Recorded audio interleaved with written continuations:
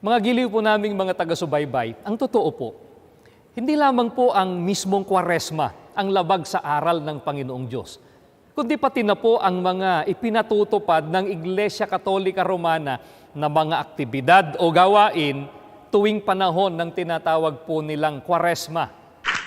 Akin na ang buong sanlibutan.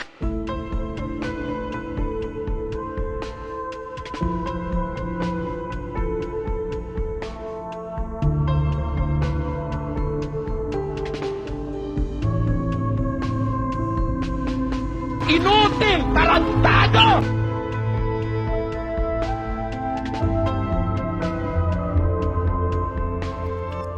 Na under sa domination ni Satanas. Take notice, I'm here already. Ako po si Gabon. At ito ang Factbusters! Kaya bago muna natin simulan ang ating episode ngayon, iniimbitahan kita na isubscribe itong ating bagong YouTube channel, Factbusters PH, dahil yung lumang channel natin ay nahack po mga kapatid. Kawawa naman tayo, no? Pero pati rin sana ang isa pa nating YouTube channel, Takasuri PH, paki-subscribe din yan mga kababayan. Ako naman, sige.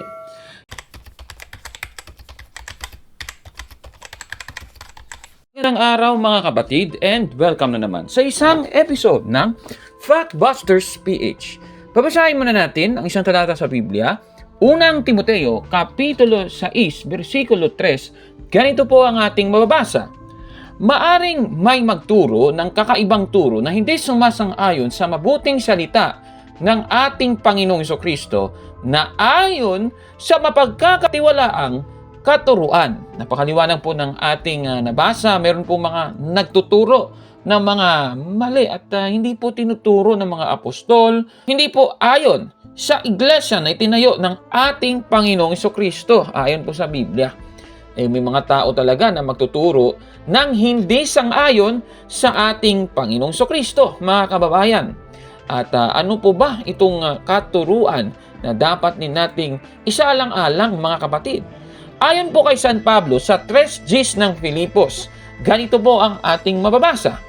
Ang tanging hangarin ko ngayon ay lubusang makilala si Kristo, maranasan ang kapangyarihan ng kanyang muling pagkabuhay, makibahagi sa kanyang mga paghihirap, at maging katulad niya sa kanyang kamatayan. Napakaliwanag po mga kababayan, ibig sabihin, dapat pala nating isariwa ang nangyari sa ating Panginoong Hesukristo na pagkamatay at muling pagkabuhay ng ating Panginoong Hesukristo. At yan po ay ginagawa po ng mga Katoliko tuwing Kwaresma o Lent mga kababayan.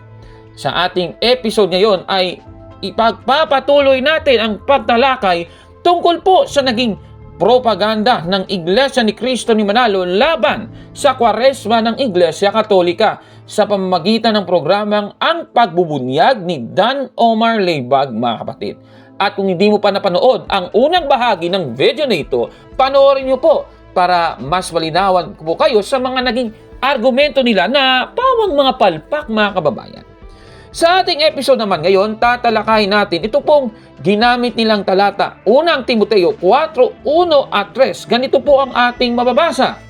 Ngunit hayag na sinasabi ng Espiritu na sa mga huling panahon, ang iba'y magsisitalikod sa pananampalataya at mga kikinig sa mga espiritong panghikayat at sa mga aral ng mga demonyo na ipinagbabawal ang pag-aasawa at ipinag-uutos na lumayo sa mga lamangkati na nilalang ng Diyos upang tanggapin na may pagpapasalamat ng mga nagsisisampalataya at nakakaalam ng katotohanan.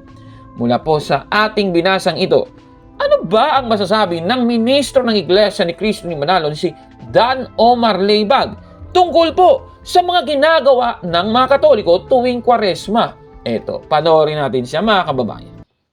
Ay bakit po tiyak na hindi nga matatalunton sa mga apostol ang 40 days o 40 araw na pangingiling ginagawa sa panahon ng Kwaresma?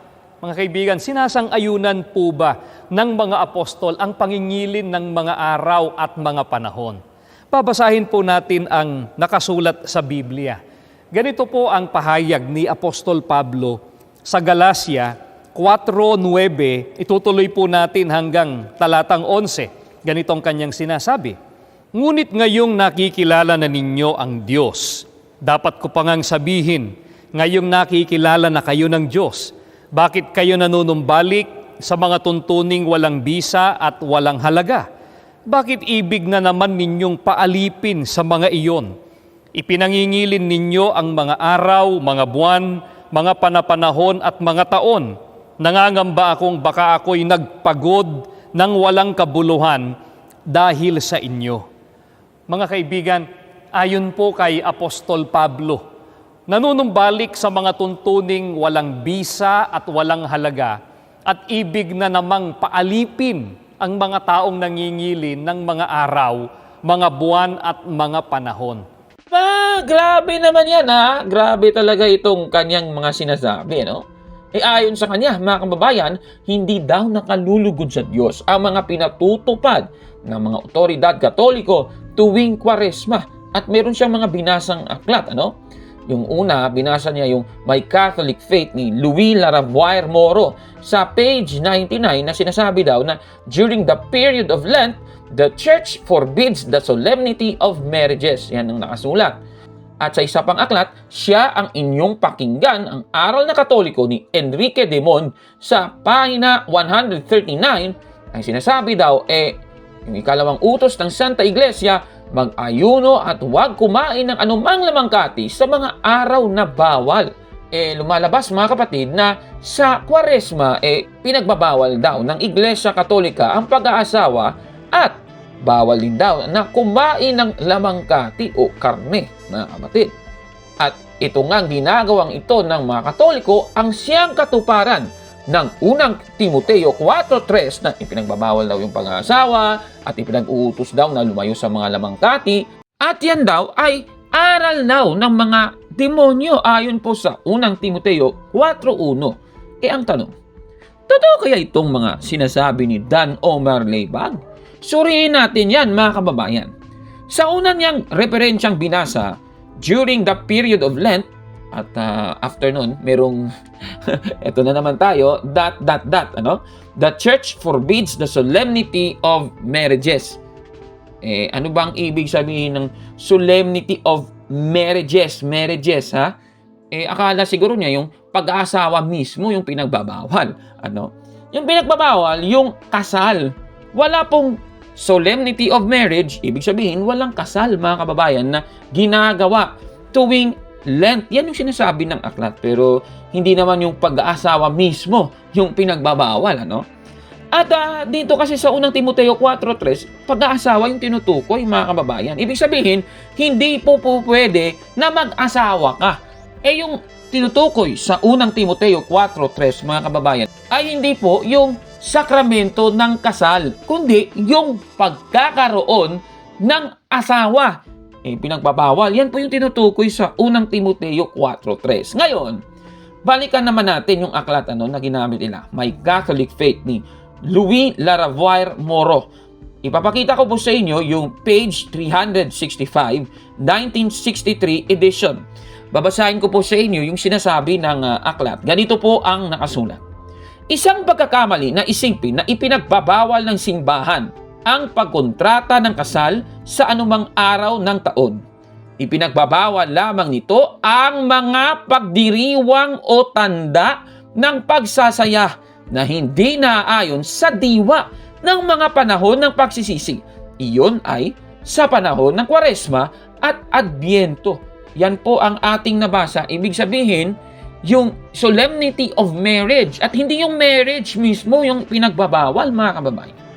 Para sa inyong kaalaman, mga kapatid, ayon po sa sekular na inilabas ng Congregation for Divine Worship noong February 20, 1988, sa araw ng Good Friday at sa araw ng Black Saturday, ipinagbabawal po ng Iglesia Katolika ang pagtanggap ng magsing-irog ng sakramento ng kasal para yung dalawang yan ay maging mag-asawa, mga kababayan. At hindi lang po yan.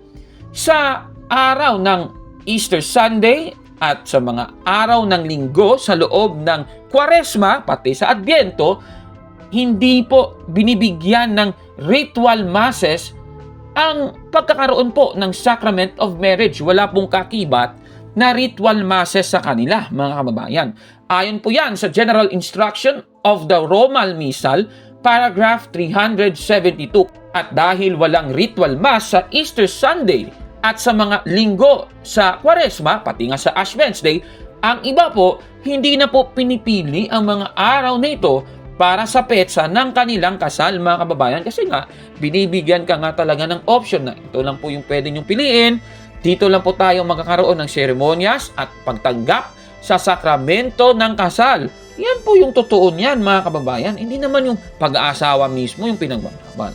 Ngunit kahit ganito, ang pagpapakasal ay may ibang araw pa naman para magpakasal sila at tanggapin ang sakramento ng kasal, mga kababayan. Hindi naman ito kagaya ng mga miyembro ng Iglesia ni Cristo ni Manalo. Bawal silang mag-asawa ng mga nasa labas ng kanilang iglesia, mga kababayan. At doktrina talaga nila yan. Nakikita niyo sa screen, mga kapatid. Parang sila ata yung nagdadala ng aral ng demonyo ayon sa unang Timoteo 4:1 at 3, mga kababayan. Naku, puntahan naman natin yung pangalawang referensya na kanilang ginamit. Yung ginamit nila, itong siya ang inyong pakinggan ng aral na Katoliko sa page 139. Yung nakalagay naman dito, mga kababayan, tungkol po sa pag-aayuno. Ang tinutukoy na hindi pagkain ng karne ay isa pong uri ng pag-aayuno. Nakasulat naman sa referensyang binasa, mga kababayan. Ako, ito talaga si Dan Omar Leibag. Hindi naunawa ng binasa. Kahit si Kristo nga, nag-ayuno din. Mababasa natin yan sa Biblia. 4:1-2 ng Mateo. Ganito po ang ating mababasa. Pagkatapos nito, dinala ng banal na Espiritu si Jesus sa ilang upang tuksuhin ng dyablo. Doon ay nag-ayuno si Jesus ng 40 araw at 40 gabi. Kaya nagutom siya. Klarong-klaro po ng ating binasa, mga kababayan. Ibig sabihin, si Kristo ay nag-ayuno. Lumalabas ba na daladala ni Kristo ang aral ng demonyo kasi ginawa nga niya itong pag-ayuno? Naku naman, palpak. Ngayon, ayon po sa Canon 1251, ang disiplina po sa Iglesia Katolika ay hindi po tayo pwedeng kumain ng karne sa lahat ng Biyernes na nasa Kwaresma o Lent, mga kababayan, pati nga sa Ash Wednesday at Good Friday, mga kapatid. Ulitin ko lang, isa po itong disiplina. Kaya nga mayroong salitang observed. Ayan, nakikita nyo sa screen, mga kapatid. Kaya nga ito pong abstinence from meat ay isang uri ng disiplina ng mga Katoliko, mga kababayan. At yung disiplinang ito ay hindi po para sa lahat. Katunayan, ayon po sa paragraph 1252 ng Code of Canon Law, ito pong mga Katoliko na mga sanggol hanggang 14 years old at ito pong mga kapatid natin na yung edad 60 and above ay hindi po pwedeng i-observe itong fasting and abstinence, mga kababayan. Ang mga Katoliko na healthy, na ang edad ay sa pagitan ng 14 hanggang 60 years old, ang pwedeng mag-ayuno, mga kababayan. Ibig sabihin, hindi naman lahat ng Katoliko ay ino-observe itong hindi pagkain ng karne sa lahat ng Biyernes ng Kwaresma, mga kababayan. Ngunit sa Iglesia ni Cristo ni Manalo, ang lahat ng miyembro nila, ulitin ko, ang lahat ng kanilang miyembro, bawal kumain ng tinatawag na liquid meat o karne o mas kilala bilang dinuguan. Sila pala itong nagdadala ng aral ng demonyo, mga kababayan. Tandaan natin, ang dinuguan ay mas tinatawag ding liquid meat, mga kababayan. Nakikita nyo po sa screen. Tinatawag din yan sa ibang literatura na liquid flesh, mga kababayan. Kaya Iglesia ni Cristo ni Manalo at hindi po Iglesia Katolika ang katuparan ng unang Timoteo 4:1 at 3, mga kababayan. Talagang palpak. At saka yung isa ko pang napansin, sa 4:1 ng unang Timoteo, yung nakasulat, nasa mga huling panahon. Sandali, sa mga huling panahon. Kailan ba lumitaw ang Iglesia ni Cristo ni Manalo?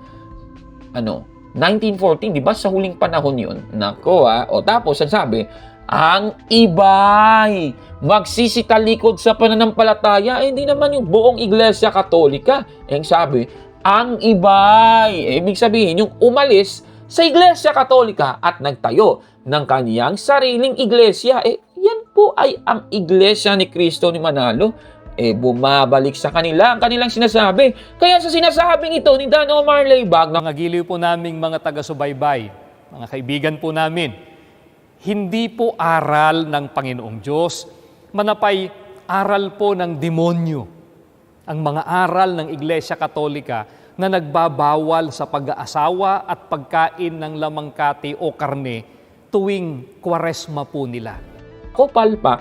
Busted! Yan! Mali! Nako, palpak talaga yan, mga kababayan. Ano pa yung gustong sabihin ni Dan Omar Leibag tungkol sa mga ginagawa ng mga Katoliko tuwing Kwaresma? Eto, panoorin natin, mga kabatid. Ay bakit po tiyak na hindi nga matatalunton sa mga apostol ang 40 days o 40 araw na pangingiling ginagawa sa panahon ng Kwaresma? Mga kaibigan, sinasang-ayunan po ba ng mga apostol ang pangingilin ng mga araw at mga panahon? Babasahin po natin ang nakasulat sa Biblia. Ganito po ang pahayag ni Apostol Pablo sa Galacia 4:9, itutuloy po natin hanggang talatang 11. Ganitong kanyang sinasabi, "Ngunit ngayong nakikilala na ninyo ang Diyos, dapat ko pa ngang sabihin, ngayong nakikilala na kayo ng Diyos, bakit kayo nanunumbalik sa mga tuntuning walang bisa at walang halaga? Bakit ibig na naman ninyong paalipin sa mga iyon? Ipinangingilin ninyo ang mga araw, mga buwan, mga panapanahon at mga taon. Nangangamba akong baka ako'y nagpagod ng walang kabuluhan dahil sa inyo." Mga kaibigan, ayon po kay Apostol Pablo, nanunumbalik sa mga tuntuning walang bisa at walang halaga at ibig na namang paalipin ang mga taong nangingilin ng mga araw, mga buwan at mga panahon. Grabe naman itong si Dan Omar Leibag, mga kababayan. Ayon po sa kanya, hindi daw nakalulugod sa Diyos ang mga ginagawa ng mga Katoliko tuwing Kwaresma, at nagbasa pa yan ng talata sa Biblia, Galacia 4:9 hanggang 11, mga kababayan. Ang tanong, totoo kaya ito, mga kapatid? Susuriin natin yan, mga kababayan. Mapapatunayan ba ng Galacia 4:9 hanggang 11 na ang Kwaresma ng Iglesia Katolika ay mali pong ipagdiwang ito at igunita, mga kapatid? Tanong, ano ba ang rason bakit nasabi ito ni San Pablo, mga kababayan? Gagawin natin biblical hermeneutics, contextual analysis. Galacia 4:8 at babasahin ko na rin yung versikulo 9 para maunawaan ninyo kung bakit gano'n ang sabi ni Pablo. Ganito po ang ating mababasa. Noong hindi nyo pa kilala ang Diyos, naging alipin kayo ng mga Diyos-Diyosan. Ngunit, ngayon kilala nyo na ang Diyos, o mas mabuting sabihin na kinilala kayo ng Diyos bilang mga anak. Bakit bumabalik pa kayo sa walang bisa at mga walang kwentang panuntunan? Bakit gusto ninyong magpaaliping muli sa mga ito? Klarong-klaro pala sa ating binasa. Sinabi pala ito ni San Pablo dahil ang mga taga-Galacia noon ay nanumbalik sa mga gawaing para sa kanilang Diyos-Diyosan, mga kababayan. Sa Iglesia Katolika, si Kristo ba Diyos-Diyosan? Naku, mali talaga, palpak. Ito talagang ministro ni Manalo, palpak. Pati yung paggamit ng talata sa Biblia, palpak. Yung Lent nga at Kwaresma, hindi naman yan para sa Diyos-Diyosan. Pag-alala po yan sa sakripisyo ni Kristo sa krus, mga kapatid. Kaya hindi pwedeng gamitin ang mga talatang ito laban sa Kwaresma ng Iglesia Katolika, mga kababayan. Kaya sa sinasabing ito ni Dan Omar Leibag, Mga kaibigan, ayon po kay Apostol Pablo, nanunumbalik sa mga tuntuning walang bisa at walang halaga at ibig na namang paalipin ang mga taong nangingilin ng mga araw, mga buwan at mga panahon. Naku, palpak na naman yan, kaya busted! Yan! Mali! Naku, mali talaga. Itong si Dan Omar Leibag, naku, isa po siya at mga ministro ni Manalo sa mga nagdadala ng kakaibang turo, mga kababayan. Ayaw nila na ang mga tao ay gumugunita sa pagkamatay at muling pagabuhay ng ating Panginoong Jesucristo. Ayaw nila nun sinisiraan pa nilang mga Katoliko. Naku naman, ano ba namang klase yan mga kapatid? Ano ba masasabi niyo sa ating episode ngayon? Comment down below mga kababayan. At kung like mo ang video na ito, paki-smash ng like button at mag-subscribe na sa ating channel, Factbusters PH. Kaya, huwag maniwala sa sabi-sabi. Check muna kung fact nga talaga. Hanggang sa susunod na episode. Ako po si Kabornok at ito ang Factbusters! I am